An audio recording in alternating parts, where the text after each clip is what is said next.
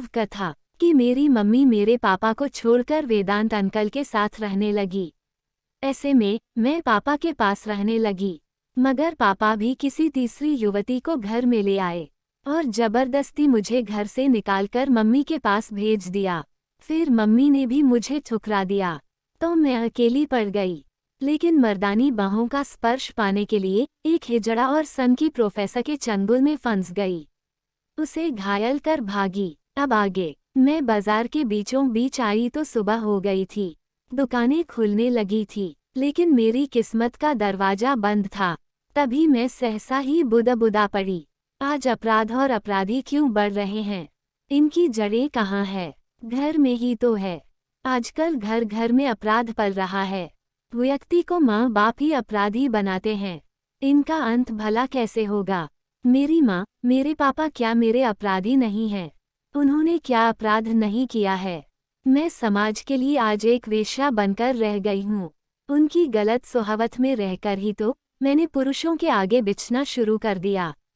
मेरे हाथ से कभी किसी का कत्ल भी हो जाए तो कोई आश्चर्य नहीं है। आज अधिकांश परिवारों के स्त्री पुरुष का बाहर भी किसी से संबंध चल रहा है। उनके बच्चे क्या बिगड़ेंगे नहीं?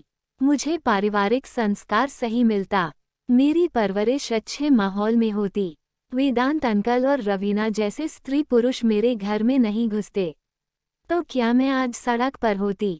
यही सोचते सोचते काफी भावुक हो उठी। एक युवा और खूबसूरत स्त्री के साथ बाहर के लोग कैसा व्यवहार करते हैं, यह मुझसे छुपा नहीं था। मर्दानी बाहों में खेलने का मेरा शौक अब मुझे अपराध की ओर धीरे धीरे धकेलने लगा। मैं अपराधी बनकर ही शायद स्वयं की रक्षा कर सकती थी, कोई दूसरा उपाय ही नहीं था। 10 बजते बजते सड़क की दुकानों में अचानक ही लूटपाट शुरू हो गई। मैं कुछ समझ न सकी। जहां मैं खड़ी थी वहां सरदारों की दुकानें ज्यादा थीं। उनकी दुकानों को ही लोग विशेष रूप से लूट रहे थे और आग भी लगा रहे थे। पुलिस दूसरी तरफ मुंह फेरे मौन खड़ी थी। घबराई हुई एक सिपाही के पास जाकर बोली, ये सब क्या हो रहा है? दुकानें लूटी जलाई जा रही है, तुझे दिखाई नहीं दे रहा है? सिपाही मुस्कराते हुए बोला, तो मैंने जानना चाहा, आखिर क्यों? क्या तुम्हारी ड्यूटी यही है? तुझे नहीं पता, प्रधानमंत्री इंदिरा गांधी की हत्या उनके अंगरक्षकों ने ही कर दी है और वे सरदार हैं। सरदारों को लोगों ने आतंकवादी करार दिया है। सिपाही यह कहकर हंसने लगा, क्या तुम्हें भी सारे सरदार आतंकवादी दिखते हैं? किस कौम में चंद लोग ऐसे नहीं होते? मैं पूछती हूँ। महात्मा गांधी को नाथूराम ने प्रार्थना सभा में सबके सामने गोली से भून दिया, तब दूसरी कौम वालों ने दंगा क्यों नहीं किया? या हिंदुओं ने हिंदुओं को क्यों नहीं मारना शुरू कर दिया? अरे जाओ, भीड़ को तितर बितर करने की कोशिश करो। किसी एक या दो सरदार ने प्रधानमंत्री की हत्या की है और लोगों ने सभी सरदारों को ही अपराधी मान लिया है। मेरे ये कहते ही उसने मेरी पीठ पर घुमाकर एक डंडा जमा दिया। तू भागती है कि नहीं यहाँ से? भीड़ को पता चल गया कि तू सरदारों की वकालत कर रही है तो तुझे जिंदा ही सड़क पर फूंक देगी। वह शायद सच ही कह रहा था। भीड़ इधर ही चली आ रही थी और समझाना मेरे वश के बाहर की बात थी। मैं भागती हुई एक डॉक्टर के क्लिनिक में घुस गई। वहां सरदारों और हिंदुओं की संख्या बराबर थी। मुकाबला कांटे का था। देखते ही देखते सड़क पर कत्लेआम शुरू हो गया। डॉक्टर ने फौरन शटर गिरा दिया। मैं थर-थर कांप रही थी। मेरा पूरा जिस्म पसीने से भीग गया था। बाहर से आती चीखने चिल्लाने की आवाजें डरा रही थी। मैंने अपने जीवन में कभी ऐसा नरसंहार नहीं देखा था। मुझसे कमरे में एक जगह बैठा न गया। मैं कांपते पैरों से कमरे की ओर बढ़ गई। तभी डॉक्टर चीख पड़ा, उधर कहाँ जा रही हो? भीड़ की ताकत का अंदाज शायद तुम्हें नहीं है। वे लोग तुम्हें अंदर देख लेंगे तो शटर तोड़कर यहाँ घुसाएंगे। लेकिन मैं कहाँ मानने वाली थी। मैं खिड़की के पास आकर खड़ी हो गई। हिंदू और सिख आपस में लड़ रहे थे, जबकि दोनों ही मूलतः हिंदू थे। ये कैसी जंग छिड़ी हुई थी। मेरा रोम रोम कांप उठा। लोग एक दूसरे पर बोतल फेंक रहे थे। पेट्रोल और मिट्टी के तेल में डूबे कपड़ों में आग लगाकर दुकानों पर फेंककर तालियां पीट पीट कर हंस रहे थे। लाखों करोड़ों की दुकानें धा धा करके जल रही थीं। सड़क पर लाशें बिछी हुई थीं। मैंने अचानक ही आंखें बंद कर खिड़की का दरवाजा बंद कर दिया। डॉक्टर एक कोने में गुमसुम खड़ा था। मुझे उसकी मनोदशा पर हंसी आ रही थी और दया भी आ रही थी। ये कैसा डॉक्टर है? खून खराबों को देखकर डर गया है। डॉक्टर तो लाशों का पोस्टमार्टम करते हैं, ऑपरेशन करते हैं, फिर यह खून से लथपथ लाशों से इतना घबराया हुआ क्यों है? मैंने देखा, वो यही कोई 35-36 साल का सुंदर पुरुष था। उसके होठों तक फैली घनी मूछें बड़ी ही सेक्सी लग रही थीं। उसकी आंखों में गजब सेक्स अपील थी, लेकिन इस समय तो वह बिल्कुल ही नर्वस था। इतने में वह धीरे धीरे चलते हुए मेरे नज़दीक आ खड़ा हुआ। मैं कुछ समझ न सकी। फिर वह बोला, तुम यहाँ सुबह सुबह क्या करने आई थी? मैं तो एक मजबूर लड़की हूँ, एक मानसिक रोगी के चंगुल से किसी तरह भाग निकली हूँ और कोई ठिकाना ढूंढ रही हो। मैं इससे ज्यादा कुछ बता न सकी। डॉक्टर को यह समझते देर न लगी कि मैं एक बेबस लड़की हूँ, मेरा कोई नहीं है। वह अचानक ही बोल पड़ा, अब क्या करने का इरादा है? मैं क्या बताऊं? मैंने ये कहते हुए देखा, उसकी निगाहें मेरे गदराए बदन पर बड़ी ही बारीकी से फिसल रही है। वह मुझे शायद आंखों ही आंखों में पी रहा था। फिर बोला, मेरी पत्नी मुझसे बहुत ही दूर अपने मायके में रहती है। मैं यहाँ अकेला ही रहता हूँ। तुम्हें जब तक कोई काम नहीं मिलता, तब तक तुम मेरे पास रह सकती हो। शुक्रिया। एक बात मेरी समझ में नहीं आती, तुम सारे पुरुषों की समस्या एक जैसी ही क्यों है? मैं जिससे भी मिलती हूँ, उसकी पत्नी उसके साथ नहीं होती है। मेरी बात पर वह जोर से हंसा, मर्दों की यही तो पीड़ा है। ये पीड़ा नहीं है, उन्होंने अपने स्वाद के लिए अपनी पत्नियों को परेशान कर स्वयं से अलग कर दिया है। उन्हें अपनी पत्नी अच्छी लगती ही नहीं। मेरी बात पर वह और जोर से हंसा। तुम शायद ठीक कह रही हो, लेकिन क्या पत्नियां स्वाद की भूख ही नहीं है? क्या वे सहवास में बदलाव नहीं चाहती हैं? मेरी पत्नी इस मामले में बहुत ही निपुण है। वह सुंदर शरीर वाले पुरुषों से दोस्ती गांठने के लिए हर पल तत्पर रहती हैं। मैंने इसलिए उसे छूट दे दी है। मैं डॉक्टर की बात पर जोर से हंस पड़ी। तो इसमें बुरा ही क्या है? क्या तुम सुंदर स्त्रियों को देखकर लार नहीं टपकाते हो? अपनी तरह अपनी पत्नी को भी क्यों नहीं समझते?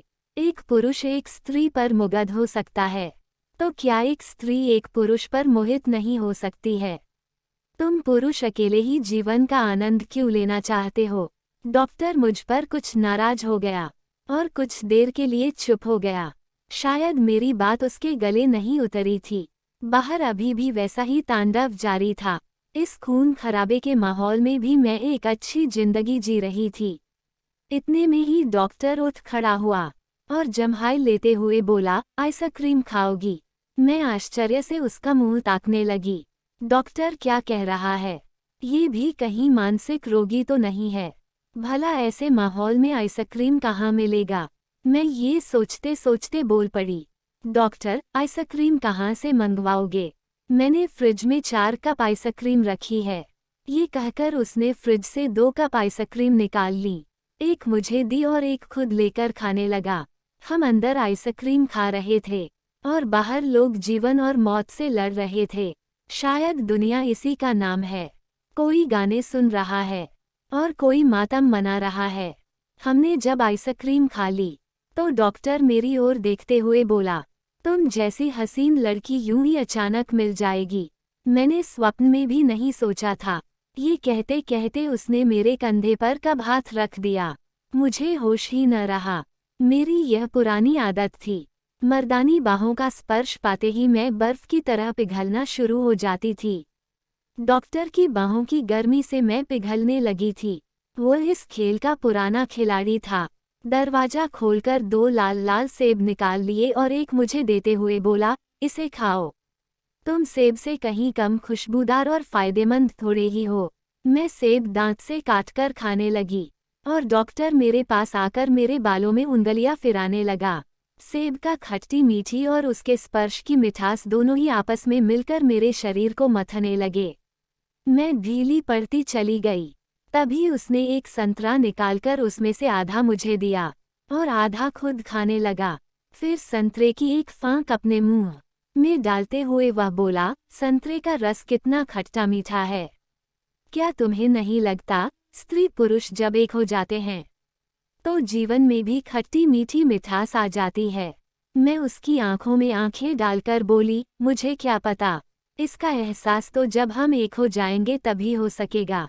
डॉक्टर ने ये सुनते ही संतरा मेज पर रख दिया और मुझे अपनी गोद में बिठाते हुए बोला, तुम वास्तव में ही बड़ी ही ऊंची चीज हो। एक संपूर्ण स्त्री ऐसी ही होती है। सहवास की शुरुआत होने से पहले ही तुमने सहवास के आनंद का स्वाद चखा दिया। सभी स्त्रियां सहवास के प्रति इतने सुंदर ढंग से कहाँ जीती है। मैं ये सुनते ही चौंक गई। अब तक कितनी स्त्रियां तुम्हारी बाहों में आ चुकी हैं? डॉक्टर हंसने लगा, अपनी स्वेच्छा से कोई 50 स्त्रियां, लेकिन तुम उनसे एकदम ही अलग हो, एकदम ही खट्टी मीठी। उसके ये कहने की देरी थी कि उसका चेहरा पसीने से नहा गया। उसकी हंसी कहीं गायब हो गई। मैं कुछ समझ न सकी। तभी मेरी निगाहें डॉक्टर की पैंट पर चली गई। मेरी आंखें आश्चर्य से फटी की फटी रह गई। अनायास ही मुझे हंसी आ गई। यह मैं क्या देख रही हूँ डॉक्टर साहब? तुम्हारी पेंट तो आगे से गीली हो चुकी है। वो कुछ बोल नहीं पा रहा था। मैं उसकी मनोस्थिति को अच्छी तरह से समझ रही थी। वह बहुत ही शर्मिंदा था, लेकिन मैं कहाँ चुप रहने वाली थी। किसी शेरनी की तरह दहाड़ पड़ी। मुझे गोद में लेने से पहले सोच तो लिया होता कि तुम मर्द हो भी या नहीं। अब बात मेरी समझ में आई। तुम्हारी पत्नी क्यों मायके में रह रही है, और तुम कितनी बेशर्मी से उसे ही दोषी ठहरा रहे थे। जब तुम कुछ कर नहीं सकते तो मुझे छेड़ा क्यों? नपुंसक आदमी कुछ करने से पहले ही आउट हो गया। ये कहकर मैंने उसे जोर से एक धक्का दिया और उसके फ्रिज से एक सेब निकालकर खाने लगी। तभी डॉक्टर बोला, मैं क्या करूं, यही तो मेरे साथ समस्या है। तो तुम पत्नी को क्यों गालियां दे रहे थे? ये क्यों नहीं कहा कि तुम शीघ्र पतन के मरीज हो? पत्नी तंग आकर छोड़कर चली गई। अब बताओ मैं कहाँ जाऊं? मेरे ये कहते ही डॉक्टर बाथरूम में चला गया। अब मैं बहुत ही खुश थी कि जो पुरुष मेरे साथ है वो पुरुष नहीं है। मैं दंगा समाप्त होने तक यहाँ चैन से रह सकती हूँ। अगली सुबह मेरी आंख खुली तो मैं खिड़की के पास आकर खड़ी हो गई। बाहर का वातावरण बिल्कुल शांत था। पुलिस अभी जहाँ तहाँ थी, परंतु लोग आ जा रहे थे। मैं डॉक्टर को जगाते हुए बोली, उठो, शटर उठाओ, दंगा समाप्त हो गया है। मैं इस कैद से ऊब गई हूँ। मुझे यहाँ एक पल भी नहीं ठहरना। डॉक्टर हड़बड़ा कर उठते हुए बोला, लेकिन जाओगी कहाँ? तुम्हें इससे क्या मतलब? मैंने उसे झिड़कते हुए कहा, तो वह चुपचाप शटर की ओर बढ़ गया और एक झटके में ही शटर ऊपर उठा दिया। मैं दौड़कर बाहर आ गई। मुझे बाहर आकर अजीब सी शांति की अनुभूति हो रही थी। मैंने डॉक्टर की ओर व्यंग्यपूर्ण अंदाज में देखा तो वह अपना सा मुंह लेकर क्लिनिक में चला गया। मुझे बड़ी हंसी आई। ये गुप्त रोगों का डॉक्टर है और खुद ही गुप्त रोगी है। भला इलाज क्या करता होगा? अपना इलाज तो अभी तक कर नहीं पाया। मैं घृणा से उसके क्लिनिक को देखती हुई सड़क पर पैदल ही चलने लगी। मेरे सामने यही तो एक समस्या थी कि मैं जाऊं तो जाऊं कहाँ, लेकिन चलना तो मुझे था ही। जिंदगी चलने का ही तो नाम है। मैं टूटी फूटी दुकानों को, बाहर खड़े दुकानदारों को देखती हुई आगे बढ़ती ही जा रही थी। मेरे चेहरे पर कोई ठिकाना न होने का तनिक सा भी भय नहीं था। आगे की कहानी अगली वीडियो में। धन्यवाद।